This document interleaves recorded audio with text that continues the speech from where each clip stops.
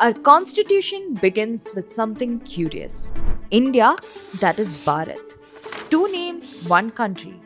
While most of us know where the word Bharat comes from, what about India? Many people think the British named it. But by the time they arrived here, the name India was already in the making. So, where does this name come from?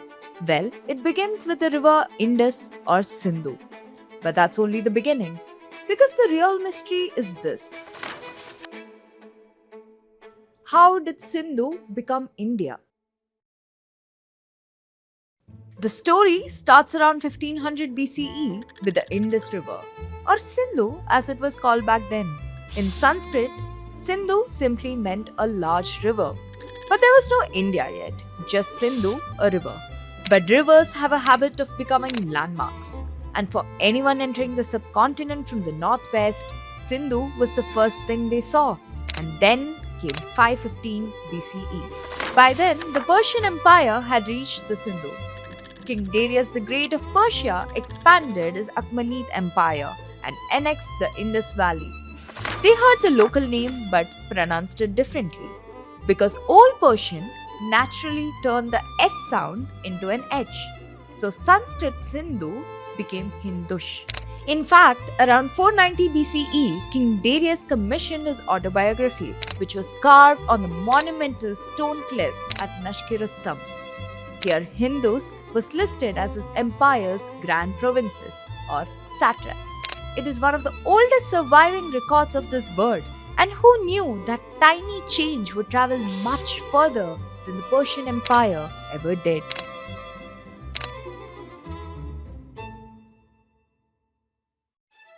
A few decades later, the Greeks heard about this rich mythical land in the east. But remember, Persians had already annexed the Indus Valley, so they didn't hear the Sanskrit Sindhu, rather the Persian version of it, Hindush. And Greeks changed it yet again. The H disappeared. Why? Because the Greeks just couldn't pronounce the hard initial H sound, so Hindush became Indos. Then, for the first time, the word left the map and entered the books. Herodotus, also known as the father of history, wrote about it around 440 BCE. Later, Megasthenes travelled to the court of Chandragupta Maurya in Pataliputra and titled his famous account of Indian society Indica.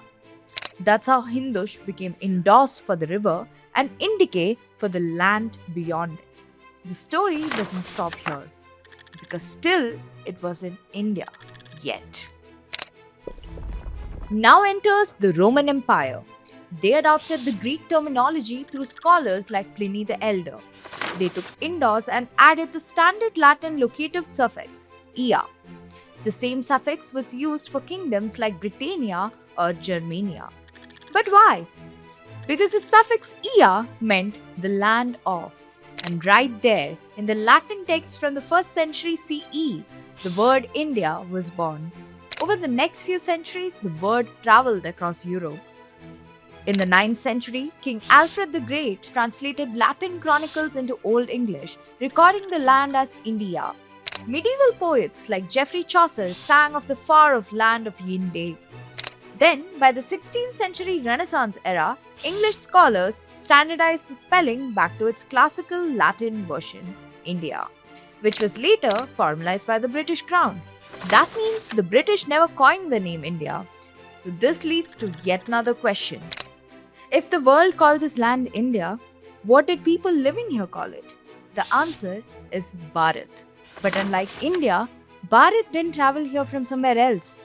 It appears in the ancient texts of our epics and traditions, and slowly became a part of our culture. Traced back to the Rig Veda era, the name Bharat honors the legendary ancient tribe, the Bharatas, and Emperor Bharata, the son of King Dushyant and Shakuntala. So the same country ended up with two names. India is an exonym, which means it was given to us by the outside world, and Bharata is an endonym, which grew from within. So when the framers of the Indian Constitution gathered in 1949 to adopt the Constitution, they recognized both legacies. One connects us to our deep heritage and culture. The other connects us to over 2 millennia of India's connection with the rest of the world. We started with one question: where did the name India come from? Turns out it is a traveler, and the name evolved. Sindhu became Hindush, then Indus, and eventually India. This is Unexplored.